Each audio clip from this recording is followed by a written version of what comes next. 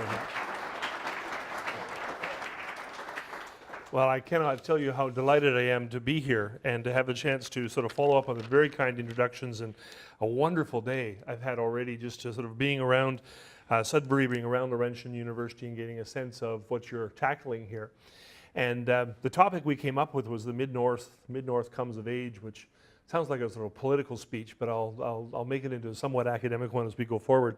Let me just start a couple of things really quickly. One, part of what you're going to get from me today is an indication of how impatient I am. I think MidNorth has come of age, but it's not going to last for very long. And I think if we don't get it right this time, we've been through it several times, I'll explain that, we're going to lose out on huge opportunities and the North will suffer for generations to come. And so I always tell everybody I adore universities. I've been a dean or a vice president since 1992. Became a Canada Research Chair in 2012, so I've sort of paid my dues in the administrative side. Absolutely adore universities, except when they drive me crazy, which is most of the time. And that universities can be and should be and must be a huge force for change within society.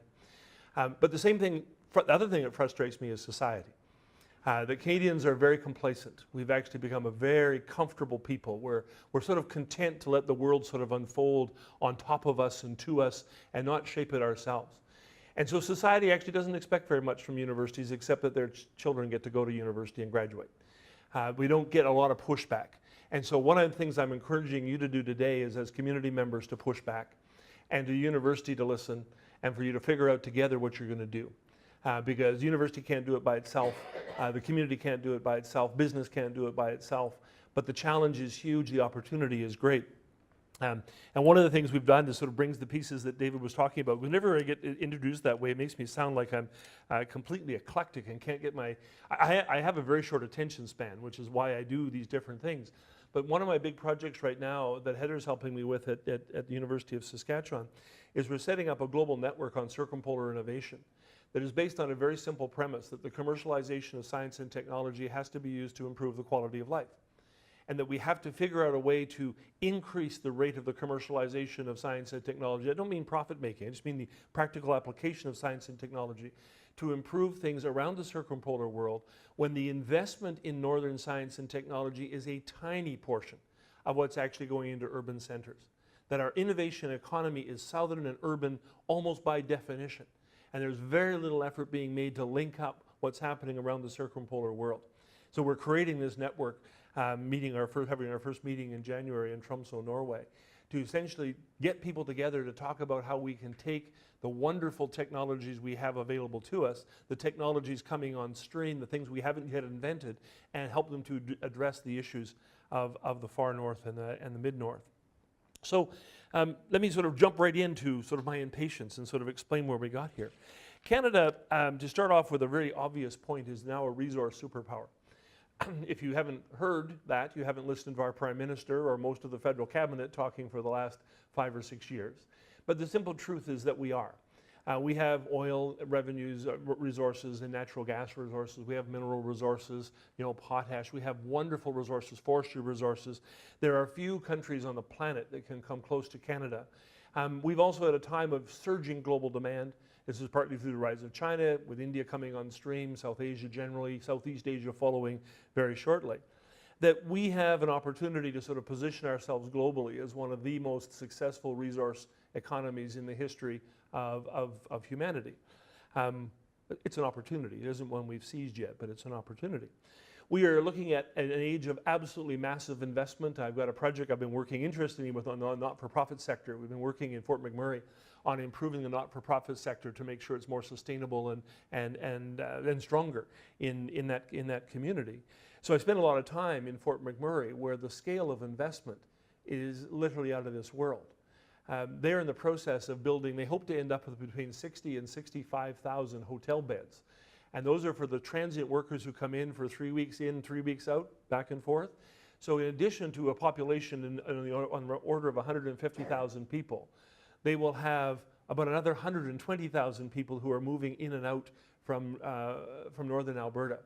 And if any of you have ever been to Nova Scotia or New Brunswick early in the morning when the planes are leaving that eventually take you out to Alberta, you get this really strange phenomena that I used to see in Fredericton and St. John where the family van drives up And the father jumps out, the wife is there, the kids are still in their pajamas because it's 4 o'clock in the morning, and the father's actually heading off to go out west to work. And you walk, it's really interesting, you walk into the sort of the lounge area before you get on the plane, and it's one of the most somber places you'll ever be, because these miners don't want to go out west. They wanted rather work at home, but they can't find work at home. And yet they know they can actually provide for their family by leaving them for 3 weeks on and 3 weeks off on an ongoing basis. They are attracted by the investment that's going on. The estimates are there's more than $500 billion of investment actually underway or planned in the Fort McMurray area. It is a staggering amount of money that is going in there. You can debate later on whether that's a good thing or bad thing, and a lot has to do with your position on climate change, the oil of oil and gas, the use of the oil sands and what have you. But keep in mind that when you have that conversation, how many thousands of jobs are maintained in not only the Maritimes, but also in southern Ontario, southern Quebec, supplying that sort of industry going forward. But the same thing is actually happening on a circumpolar basis. That this is not just a phenomenon that's happening here in the provincial north or here in Canada. We're also seeing a rapid expansion in the resource activity that's going on around the circumpolar world. Russia is in and out of this competition from time to time because their politics are a bit odd. And the investment strategies that people were excited about 5 years ago are now coming a bit unglued. But in Scandinavia, the investments are huge. In Alaska, we're going forward very quickly. So in the provincial north, we're living in exciting times. If you go all the way from Voisey Bay in Labrador, all the way across to northern British Columbia, you've probably heard very much, I'm sure, about Northern Gateway, the whole question of building a pipeline that will take bitumen from Alberta and move it out into ships so they can ship it off to China and other places and refine it over there. A lot of controversy about that. You hear much less about natural gas and the fact that northern British Columbia has huge quantities of natural gas that also will be piped out to a terminal that is strongly supported by First Nations in the area, that will actually take the natural gas, liquefy it, and ship it also to Asia, particularly to Japan, to China, to Korea, where there's a desperate need for this kind of energy activity. And northern British Columbia is racing ahead. Northern Saskatchewan, to use a place close to home, in terms of a per capita GDP, if you actually just go and do that calculation, northern Saskatchewan is one of the wealthiest places in Canada. It produces a huge amount of material for the uranium industry. It's mostly uranium. It does really well. If you actually look and see what the people on the ground live like, they have the second lowest incomes in Canada. The lowest is actually in northern Manitoba. Northern Saskatchewan is second. You have to look, you can find pockets in northern Ontario that are the same as northern Alberta, or northern Saskatchewan and northern Manitoba. So you have this sense of these are really exciting times. The opportunity for growth is there. The investment is absolutely staggering. Talk a little bit more about why that's the case. But they're also worrying times.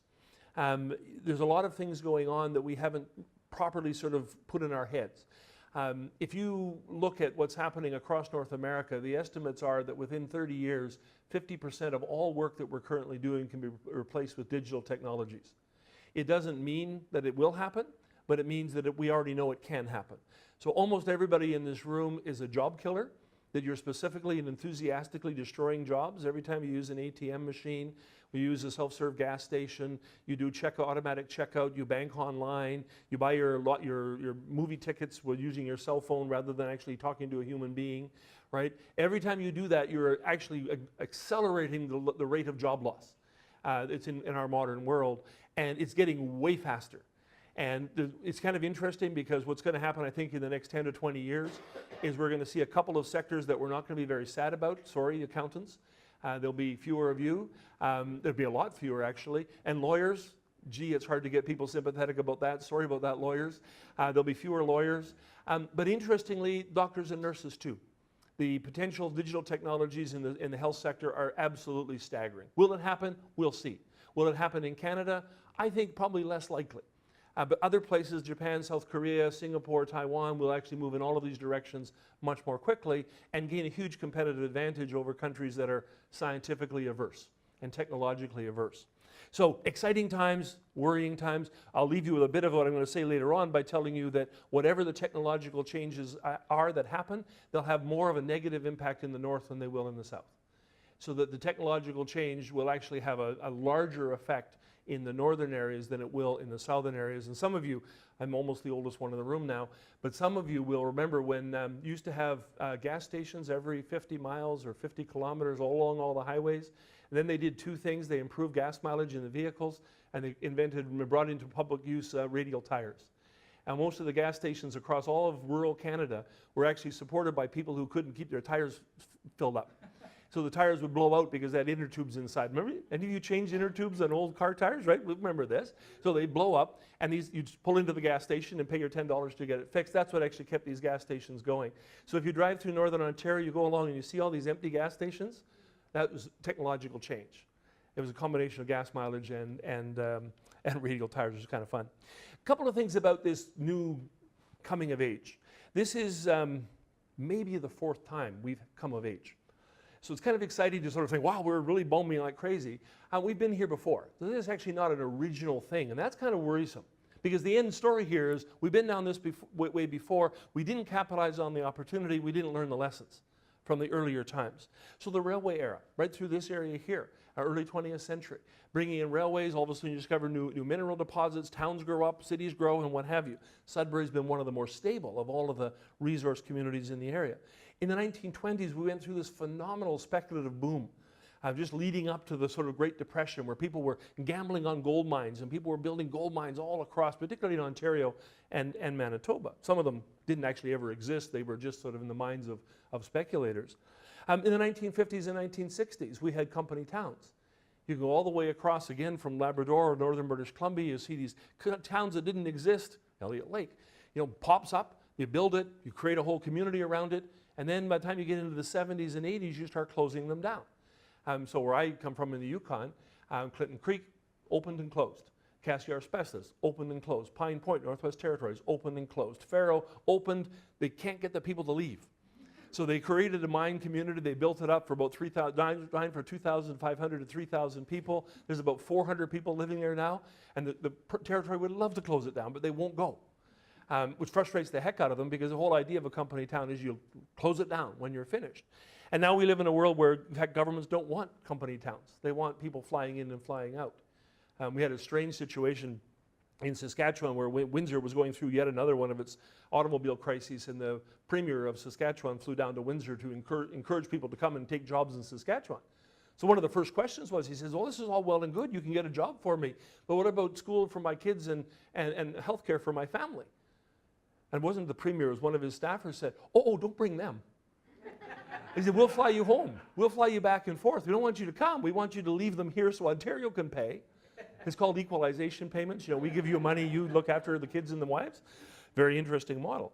So we've been through this before. The idea that the North, the provincial North, is full of resources, is booming, creating new opportunity, attracting speculative investment, getting people excited about the possibilities of the Mid-North, it is not a new phenomenon.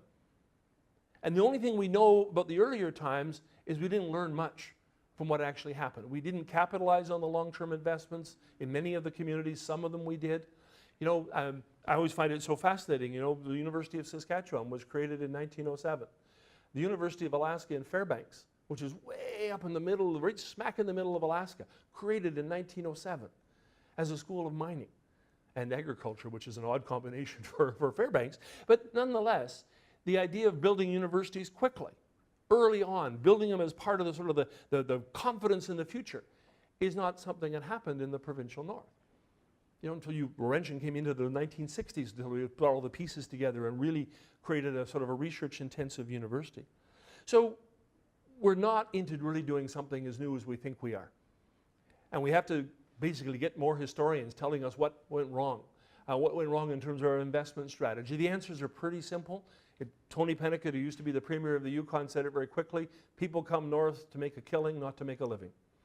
People come up here to make a lot of money, to leave as quickly as they can, whether they're business people. In Fort McMurray, most of the millionaires created by Fort McMurray are living in the Okanagan Valley. They made their money, got out, left somebody to manage the operation, and they're living in a different part of the area. We'll come back to that a bit later on.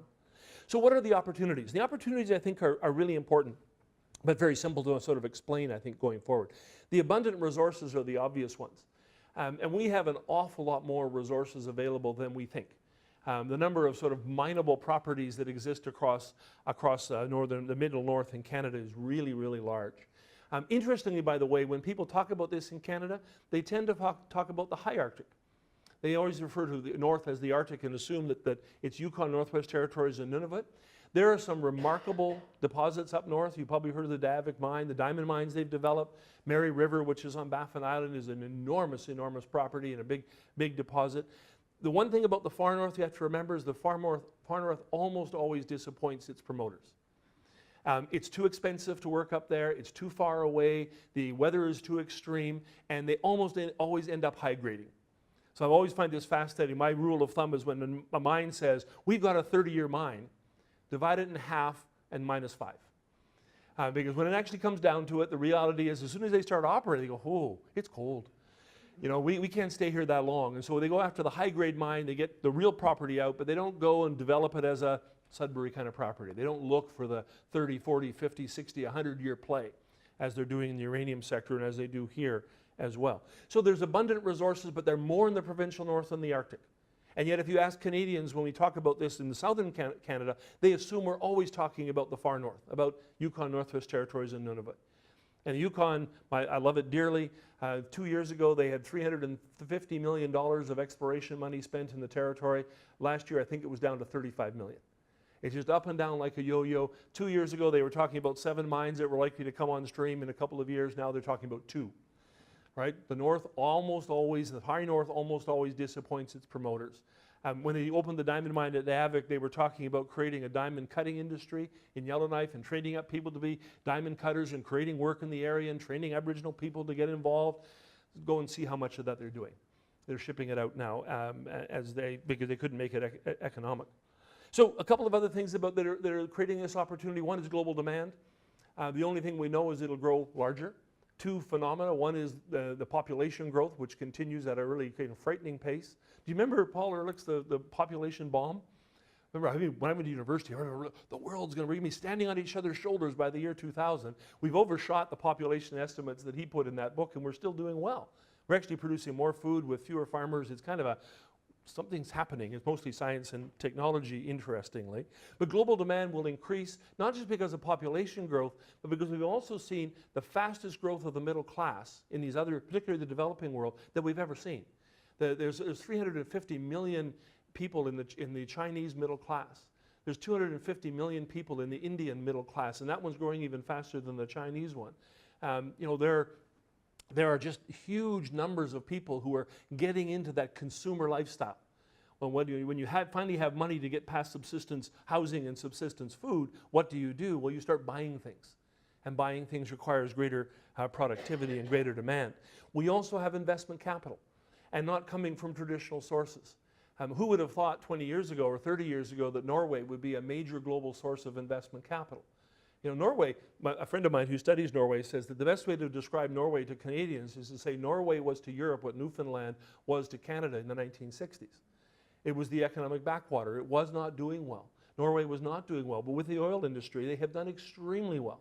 And they now have a huge pool of investment capital that they're using very wisely around the world.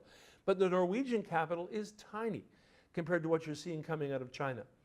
And tiny compared to the kind of cumulative wealth that's coming out of some of the state-owned enterprises. India is investing massively, not so much in North America, but huge investments in Africa, and investing in resources in those countries and doing a lot of development work in those areas. Another part of what's happening is the technological advances. We can get more resources out more cheaply than ever before because we can use technology in new and creative ways. Doesn't matter which sector you're talking about, the development of new technologies are astonishing. We went off to the Innovation Center here this morning and saw sort of what's it going to look like in 20 years? Wow, absolutely astonishing. Just the whole concept of autonomous mining and the ability to sort of work at the rock face without having any human beings close by. And what that means 20, 30, 40, 50 years down the line. How soon will it come? Who knows? All I know is that we always overestimate the amount of time it's taking for technological change to occur. So we will see more and more technological advances going forward. Another part of the opportunity that we should never diminish is the simple reality that we have remarkable institutions. Canada's institutions are world class. What institutions? the House of Commons, the Supreme Court of Canada, the rule of law, Canadian federalism, the regulations we have about environmental protection. We Canadians are the most cynical people on the planet. We love to criticize ourselves and talk about our shortcomings. I always just say to people, compared to whom? Right? So yes, we can improve our environmental assessment processes and our remediation processes. Yes, we can improve our labor oversight processes, but we are doing very, very well. Resource companies come here not because we're the cheapest date, not because they can make more money here, but because they can make safer money here. They know that their contracts will be honored. They know they don't have to worry about nationalization of their resources 5 years or 10 years down the line. They trust Canada to be a safe place to invest. The institutional structure is actually very strong. I should also say, and this is a new phenomenon, I think a really important one, is that the emergence of real partnerships with Aboriginal people is one of the most interesting and important developments going on right now. There are some 260 collaboration agreements between First Nations and resource companies already registered with the Canadian Mining Association. There's more of them underway and there's more of them that haven't been reported. But nonetheless, we have a completely different pattern of partnerships with Aboriginal people than we had 30 and 40 years ago. You go back into the 1960s and 1970s, Aboriginal people were sort of a very minor social consequence of mining. In the sense, not only minor in terms of the impact on them, but in terms of how the government and the population as a whole saw it. It was the price of progress. Yeah, a couple of trappers will lose their trap lines, and you're going to hold up a big mine because of that? Not a chance, right? We're just going to go barging ahead because that's the price of progress. So what have we done? Well, they did it for us. They took us to court and proved that, in fact, our own legal system gave more Aboriginal people far more control than we ever thought in terms of the Canadian government. The Supreme Court decisions in 2004 on Haida and Taku essentially guarantee duty to consult and accommodate. You have to talk to Aboriginal people. Duty to consult and accommodate is in no way a veto, not intended as a veto, is not a veto, but nonetheless you must consult and you must accommodate. Any damage, destruction, dislocation you do, you must provide appropriate compensation. Who knows define appropriate? Nobody knows. It's project by project, case by case, circumstance by circumstance. But what's really happened is a whole bunch of First Nations communities have said one of two things. We're not ready yet. We are not going to talk about this. We don't want to see it go ahead. You've heard this a bit on the Northern Gateway Pipeline. But other communities are saying, here are our conditions. We will participate. And we have now seen, and this is just so astonishing, you know, and I remember growing up in Whitehorse and the Aboriginal communities had no money. They had no capital, they had no businesses. An individual might own a gas station, but it was just tiny and almost inconsequential. We're trying to do a study right now to figure out how much Aboriginal development corporations hold, but the estimates that I've seen so far is at least $10 billion. You think, whoa, that's a lot. Inuvialuit Regional Corporation, up in Nunavik in the Northwest Territories, they got a $100 million settlement from the Government of Canada in 1984. Their asset base is now $550 million for the people of the Inuvialuit. English River, which is a small community in northern Saskatchewan, it's in the middle of our mid-north, signed an agreement with Cameco that's worth $600 million over 10 years. These are large sums of money. They're giving First Nations the investment capital, allows them to buy equity ownership. The Mackenzie Valley Pipeline, remember 1970s, not going to be a pipeline, Aboriginal people opposed it. Tom Berger did not say that the pipeline should not be built. Tom Berger said the pipeline should not be built until the First Nations are ready for it, until the Indigenous people in that area say, we want the pipeline. In the early 2000s, they said, we want the pipeline. If the Mackenzie Valley Pipeline had gone through, it would have been owned 30% by the Aboriginal people of the Northwest Territories. The largest Aboriginal equity ownership position in a natural resource project in world history by miles. Huge investment that would have come, and they were really angry, interestingly, at the environmental process, which they said went on so long that it actually killed the project. So we have Aboriginal folks who are not giving up on their stewardship relationships with the land, who are not selling out to the big corporations. They debate these things more intensely than any city council in the world has ever debated anything, trying to figure out whether this is the right thing to do. And when they're ready, they say yes, and they participate, and they get jobs and businesses. In Saskatchewan, you're 3 times as likely to start a new business if you're Aboriginal than if you're non-Aboriginal. How do you like that? And almost all of that's in northern Saskatchewan. coming through development corporations. There's been some huge changes in the very way Aboriginal people approach business, approach resource development, and approach work going on. We've also, I think, getting our heads around the proper kind of environmental assessment. I always find it interesting when we talk about, sustainable, sustainable mining. Mining is not sustainable. The whole idea is you take something out of the ground, and once it's gone, you don't put it back again. You've taken it away and used it. But we can do it better. We can look after that resource better. We can mine more effectively. We can stop destroying rivers. We can actually make sure the animal resources are dealt with sort of properly. So the opportunity in front of the provincial north is absolutely staggering. So hopefully getting you excited about that, I'll now tell you why it's not going to happen. Or why it's going to be difficult, because I think the challenges going forward are very, very real. And I think we fool ourselves if we think there's an easy solution or that opening a new mine is going to sort of somehow create a brand new reality for us. The provincial norths are the most politically disadvantaged areas of Canada, bar none. The structures of our Canadian political system and Canadian federalism put the provincial norths in an absolute hammerlock and prevent the provincial norths from exercising the same level of autonomy and local and regional decision making that would actually allow them to control regional development for the benefit of the people in the north. So in case you wonder what I think, that's what I think. It is not being subtle about this. The Yukon, Northwest Territories, and Nunavut are what I call favored colonies. They are the most heavily subsidized territories in Canada by far. People complain about Quebec and say, look how much money they get. If you knew how much they got in Nunavut and the Yukon and saw how much money they have to spend, you'd go be, wow, how do we? I'm moving. I'm going up there tomorrow. Huge amounts of money relative to the population. So Yukon's 35,000 people, northern Saskatchewan is 35,000 people. There's absolutely no comparison in terms of the services that are available, the per capita spending by government, the facilities, the infrastructure in the Yukon compared to that in northern Saskatchewan, which is impoverished by comparison. So what is the problem? The problem is that Canada has a series of internal colonies. David mentioned this. The internal colonies are a very, very simple concept. They're part of a country, in this case part of a province, that is controlled by another part of the province. So what happens is, where are the decisions made? Well, they're made in a democratic process through the legislature, the Ontario legislature. Now, how many seats do you have in Northern Ontario compared to the number of seats in the Greater Toronto area? The House of Commons makes its decisions based on a huge number of seats in urban areas and a much smaller number of seats in rural and remote regions.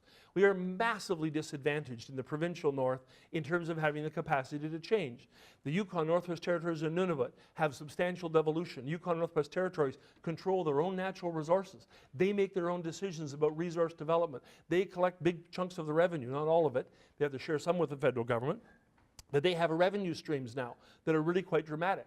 They have their own Yukon Act, Northwest Territories Act, Nunavut Act. They have all that legislation. They have modern treaties that have clarified the relationships with almost all of the Aboriginal people in the region. And what do you have in the provincial north? Well, actually, northern Quebec is not bad. They've got a James Bay Treaty, which is not implemented very well, but at least it's got the foundations. In Labrador, you have modern treaties there that are making things work with the First Nations. In Ontario, across to Manitoba, Saskatchewan, northern British Columbia, you have numbered treaties, very carefully imposed and not very well drafted in the 19th and early 20th century. They're not living documents, breathing documents. They're ossified documents that don't provide a good foundation for 21st century economic activity. And you have no regional autonomy. Northern Ontario does not control its own destiny. You're waiting, and how much money can you get out of Ontario, out of Queen's Park? And what's of all the things we want to do, what will work now? And I think Sudbury, Michael, I think your comments were absolutely spot on and quite brilliant. Sudbury has done an amazing job of squeezing water out of a stone. Right? It's not a very receptive audience down there in Queen's Park, and so you make the case around a cancer center, and that's it for 5 years. And somewhere down in Queen's Park, there's a bureaucrat who's saying they can have one thing. And what are they going to ask for? And they're going to go ask here, ask here, ask here, and they're going to, over a 5-year period, they'll let them have one thing. And then 5 years later, well, let's give them one more thing. And you get to build incrementally, and compare that to what happens Mississauga, what happens in Kitchener-Waterloo, what happens in Ottawa. Much faster decision-making, much more investment sort of going forward. The structures of internal colonization means that control rests outside the region.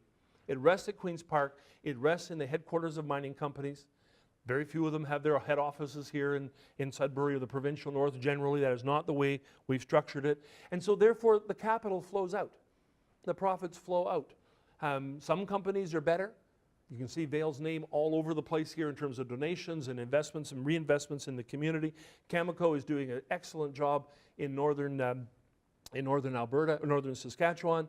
Suncor, one of the big oil sands companies, huge investments in northern Alberta. So some companies put more back in than others, but wait until you see how much they're taking out, how much of the profit is being distributed elsewhere. It's just the nature of capitalism.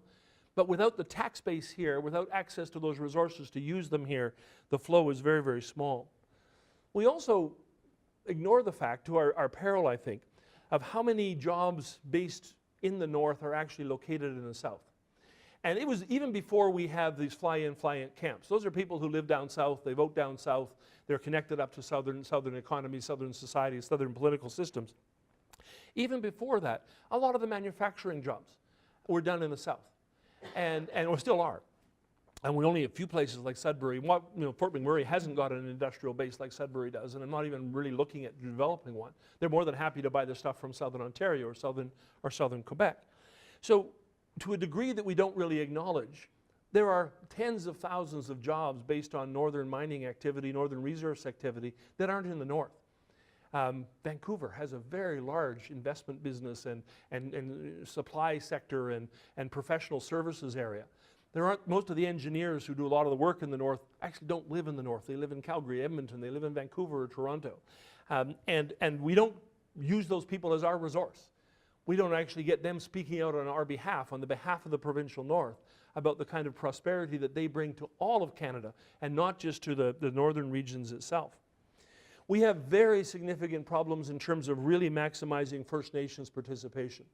And the simple reality is that the First Nations are going to be reluctant to fully embrace mining. They've done a lot on the resource side, but to fully embrace it until they have a better sense that they're getting the greatest sort of benefit possible.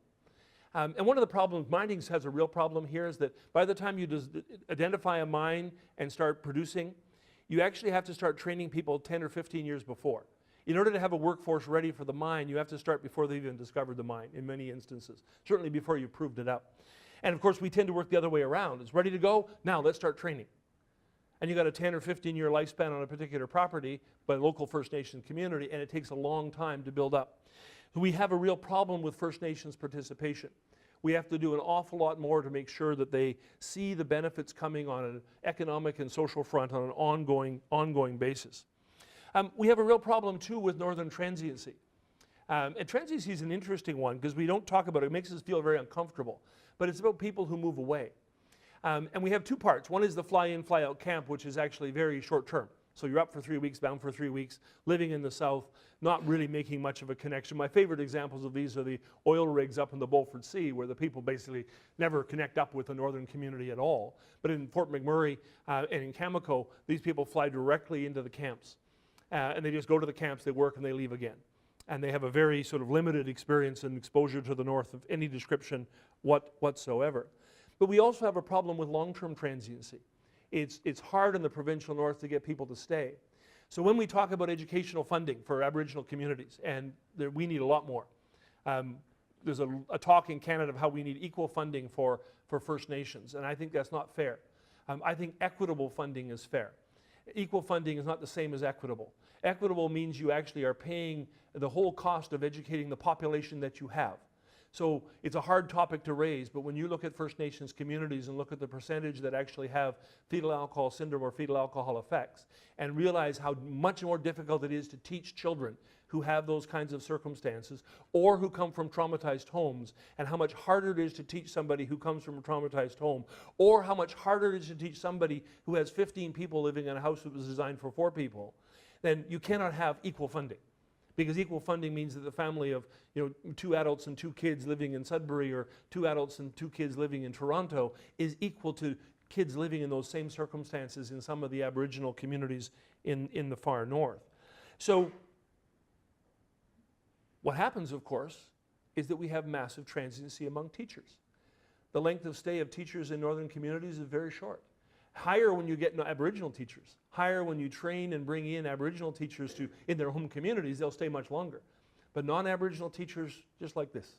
If you go look at Saskatchewan or Appowatiskat, it's just like a revolving door. I tell you a story from northern Saskatchewan. One of my favorite undergraduate students got his first job, and he phoned me up. He says, I'm going to this community in northern Saskatchewan. It's a fly-in, fly-out community. I met the principal. I met the vice principal. They're so keen. They're going to mentor me, and I'm in a small school. There's seven grades, and it's going to be really wonderful. And boy, what a great way for me to learn how to teach. And it's going to be hard, but I'm really ready for it. So he flew up to the school. And when he got there, the principal and the vice principal were waiting at the airport for him. He thought, wow, these guys are so friendly. I'm going to love this place. They were getting on the plane to leave. They got in a fight with the city, with the First Nation. And they basically said to the chief, we're not staying here. So they got on the plane and left. His first teaching job was teaching grade 1 to 7 in 5 classrooms simultaneously in his first job. And he ran back and forth from one room to the other putting in video cassettes, right? And had some mums come in and dads come in to sort of help him run the video machines. And that's what he taught for 3 months until they got the next teacher up. When you see poor educational performance in the far north and in the provincial north, realize that the basic elements there, the stability in the teaching core is often missing. But even as we look at this one, by the way, we have to be careful because we tend to sort of look at all of our northern problems and assume they're unique to the north or unique to Aboriginal people. We are watching a global flight from rural and small town areas that is unprecedented in the history of the world. The movement toward the mega cities, the arrival cities in Africa and Asia is absolutely staggering. And it's happening here as well. In Saskatchewan a couple of years ago, about 10 years ago, they closed down 92 communities in one day. They basically pulled all government services from 92 communities in one day. No more police force here, no more nursing station there, no more school here. We can't afford it. Saskatchewan was on the verge of being like Ontario, broke. And so we sort of pulled away from looking after these places. We are seeing a global flight from small towns. And you must put what's happening in northern Ontario into global context. You know, we have not created a sort of a counter ideology of the joys of small town life. The joys of urban life get promoted on every television program, every movie program, everything you can, rock songs, doesn't matter what it is. It's all talking about the joys of urban life and almost nothing about small towns. And we are losing them faster than you can possibly imagine. It's not just an Aboriginal thing. We also have to realize one of the other structural problems, that even the resource opportunities will not be around forever. You're living here with a ring of fire. And the comments by the Cliffs Resources that in fact, not my lifetime kind of thing. I think he's being a bit negative. Kind of hope so. But in fact, the reality is that investment capital is very fluid. And that if you're not ready for business when business wants to do business, they'll go somewhere else. And if they've got a supply of whatever you're selling, they don't need another supply of whatever they're selling. And so resource development is not, people someday, well, we'll leave it in the ground for a couple of years. Well, in a couple of years, might be 40, might be 60. You still have a lot more trees in northern Ontario than you have forestry activity, right? It wasn't the trees that disappeared that caused the problems in pulp and paper and lumber. It was the global market forces going forward. We have to deal with the attitudes toward the north. It's really kind of interesting that Canadians have a real hostility to the north. And here's an interesting piece. But some 30% of Canada's population consists of new Canadians and their children. And I love Canadian-rich Canada from top to bottom. There's no question, no problem with bringing lots of new Canadians here. But quite frankly, the folks from Sri Lanka, not so keen about winter. Maybe they are, maybe individually they are, but as a group, not so keen, right? Saskatchewan has a huge influx of Filipinos. Whitehorse has a population of 25,000 people. It has 2,000 people from the Philippines who've arrived in the last 3 or 4 years. Whoa, bring a few nannies in, next thing you know, the whole community's joined, and they're wonderful. They're hardworking, they're determined, they're actually very entrepreneurial. So in terms of addition to society, fantastic. If you can go and get a bunch of Filipino refugees and bring some more Sri Lankans here, your community is going to benefit. So go for it, right? But don't expect them to like winter. Right? They won't, at least they're starting with first generation or so. But in fact, Canadians generally don't. We have something like 800,000 Canadians who spend at least 1 month a year out of the country, all down in Mexico and the Caribbean and Hawaii and places like that. The snowbirds are this huge phenomena. Someday, an economist is going to start adding it up until they discover that governments are really scared about finding out what the answer is to how many millions and billions of dollars the snowbirds are exporting out of the Canadian economy on a regular basis. What's going on? We've actually lost our commitment to winter. And it's just a joy to go over to, I was over in Tromsø actually twice this fall, once in September and once in October. And when I went over in September, it was like, oh, I wish winter would come. We're really excited about winter, right? And then it was in November, October, when I got back again, they said, oh, thank God winter's here. We can finally have fun, right? Scandinavians embrace winter in a completely different way. We reject it.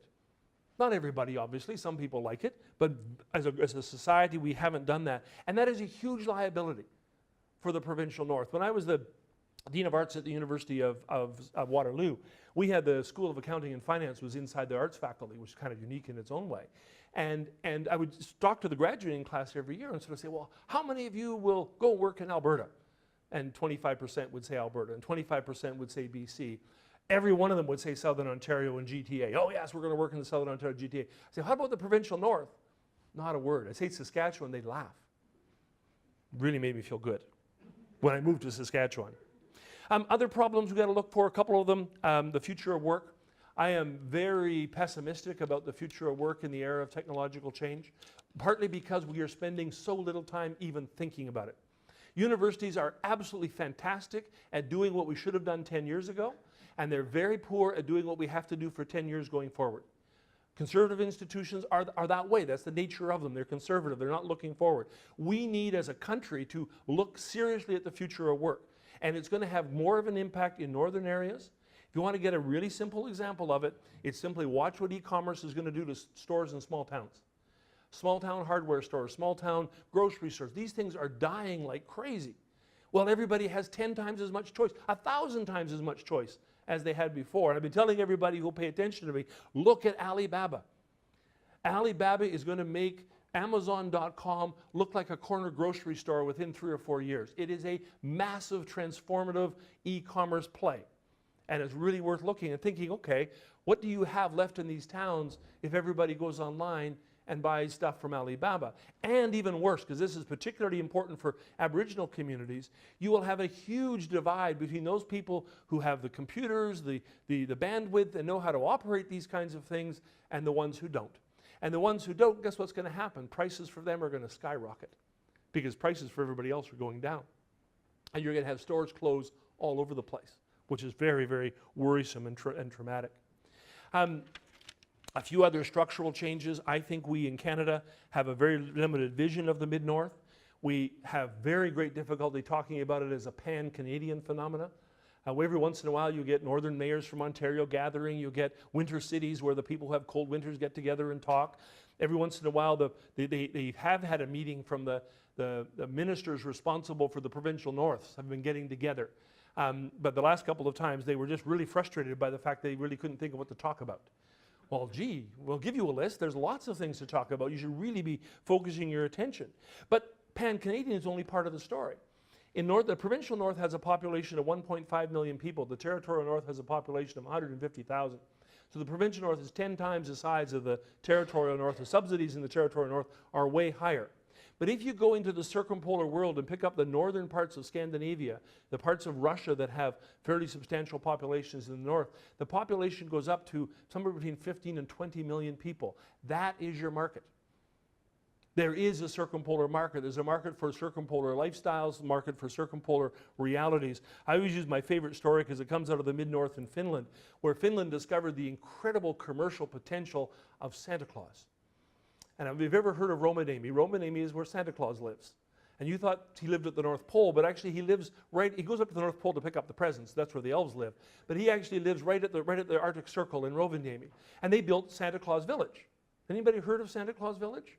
Well, they have planes that fly not every day, but in the wintertime, fly from Rome. They fly a whole plane load of people up from Rome. They land, they spend 3 or 4 hours in Rovaniemi, Finland. They buy a whole bunch of junk, and they get picture taken with Santa Claus.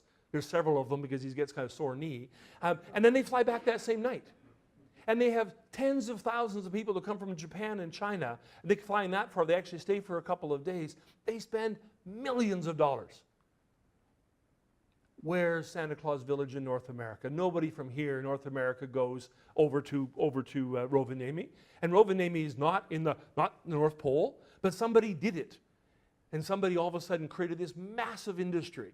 Rovaniemi is 40,000, 50,000 people. It's a small logging town, just sort of right in the middle of Arctic Circle, up in the north. We do not look at the pan-Canadian realities or the circumpolar realities. We must become part of that movement as well. We also, I would say, add was two other things. One I'd mentioned before. We have a very limited innovation economy in the north. You're doing great stuff here. That's about it. There aren't very many other places that have a research-based, innovation-based environment for taking science and technology and applying it to northern settings. Why? Most of our cities, most of our universities, our research-intensive universities, are in urban places. So they're actually in Edmonton and Calgary and they're in Vancouver and they're doing urban-y kind of stuff. And we're not actually, we do terribly at creating livable winter buildings. We aren't doing anywhere near as much as we should about winter-based technologies and dealing with long summers and long evenings and short evenings in the wintertime. So we need a more of an innovation economy. And I'll tell you, I mentioned this at the beginning, they'll never do this in Canada by itself. They'll never do it in Norway by itself. We might be able to do it on a circumpolar basis. And it's really interesting. I was talking to the chief science advisor of the government of Japan. And so my other part of me is I actually do Japan studies and do some interesting work on science and technology over there. And this guy who actually studied in Canada when he was in high school said, well, I wish I could find something to do on my science and technology piece that got me involved with Canada. I said, we have this massive deficit in terms of innovation in the circumpolar and subarctic world. He's extremely excited. He's coming to Tromsø in January. He's offered to come and do a 2-week tour of Canada to actually visit northern communities and bring with him some of the leading research center operators in Japan so they can find out what the problems are. Japanese food factories. Have you seen a Japanese food factory? These food factories are just basically, you put them in a room and they sort of grow stuff for you. The Japanese ones harvest the food automatically. So as soon as the lettuce gets to a certain height, some knife comes along, cuts it, puts it in a bag and delivers it out the other end. Right? We can create fresh food in a sustainable way using waste heat from hospitals and schools and homes and whatever else happens to be, and actually provide fresh food in the north, which would be fantastic if we can do it on the right scale going forward. The other thing we have in Canada, and I hate to have to say this all the time, we have a stunning entrepreneurial deficit. We are a country of middle managers and a country of bureaucrats. We really like to work for somebody else. And we like to have somebody else pay the salary. And I don't mean to criticize anybody who's an entrepreneur. God bless you. But as a country, we are very seriously deficient. And if you go over and spend time in Japan or in China or in Hong Kong or Taiwan and Singapore, or go to my favorite place on the planet in terms of this is Israel, which has the most amazing entrepreneurial country in terms of science and technology you'll ever see, or go to Finland and see the kind of stuff that they're doing, we have an entrepreneurial deficit. And with wonderful respect to my friends in business schools are a great place to train managers. They have not yet figured out how to teach entrepreneurship. I'm not sure you teach it. I think it's part of the ecosystem. It's part of the lifeblood of individuals, of families, of communities. We have a serious entrepreneurial deficit. And it's hard to break out and create new businesses and new opportunities if we haven't got enough strength in that area. So, some really quick observations. First off, I got to give some solutions when they're not going to be all your answers all at once. Somebody said it's because I was going to, where did Peter say? He says, I'm not going to give it all away because you have to buy the book. Is that what your idea was, Peter? Peter would want part royalties. First off, it is a really serious challenge. And it is not going to be easy to sort of create a sustainable economy in the north. Anybody that thinks it's push this button, gets this grant. You know, I always say in Canada that a Canadian entrepreneur is somebody who applies for 2 government grants in the same year. You know, that isn't what, should never say that when I'm at the front of the room, that this is serious stuff. And we have to change our perspective and we have to change our sense of urgency. We cannot be complacent about this. If you think that Canada in 20 or 30 years is going to be just plunking along the way it is, you are not paying attention to the changing balance of power in the world. The rise of China by itself, the rise of India coming along behind, the phenomenal entrepreneurship that's going on in Korea. It's taken a bit of a bump the last little while. Spent a lot of time in Japan, the kinds of innovation and science and technological things they're doing. But that says nothing of Finland or Estonia or what they're doing in Turkey, where they're cranking out engineers the way we crank out arts graduates. I love an arts dean, I'm sorry. But in Turkey, when they create new universities, they say, we don't need arts graduates, we need engineers. Or in Estonia, where they say, we will tell the country every year how many engineers and economists we need, and that's how many spaces we'll create. And if anybody wants to have an extra one, if you're not in the top 100 people to get into economics, you pay a full ride. If you really want to take economics and you're 101, you pay 100% of the shot. Countries are making differences, making changes, and making changes very quickly. So we need urgency, commitment, and creativity. We also need regional autonomy. We have to figure out a system in Northern Ontario, Northern Saskatchewan, Northern British Columbia that gives real change and real authority into the regions, and that is going to be almost impossible. Getting colonies, getting colonizing powers to give up their power is extremely, extremely difficult. But we need that kind of change. We need collaboration across the Subarctic. We need a partnership that goes from here to Saskatchewan, from Saskatchewan to BC, that goes to Hokkaido in Japan. We spent a week, 2 weeks over in Hokkaido in August, and they were thrilled about the possibility of collaborating with Canadian scientists and Canadian entrepreneurs. We need a collaboration that goes, when Russia's ready, goes into Russia and goes into Scandinavia as well. You need a completely different kind of institutional leadership coming from colleges and universities. The colleges have a particular role to play on preparing young people for the workforce of the future. And we need those colleges to start thinking about what that technologically enabled workforce looks like. Because they're only a few years away from having to have those folks ready for that kind of work as well.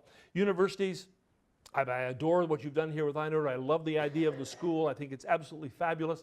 The university has to put money in, but quite frankly, the university's money is not going to come until the private sector puts resources in, until the government of Ontario puts resources in, and the government of Canada puts resources in.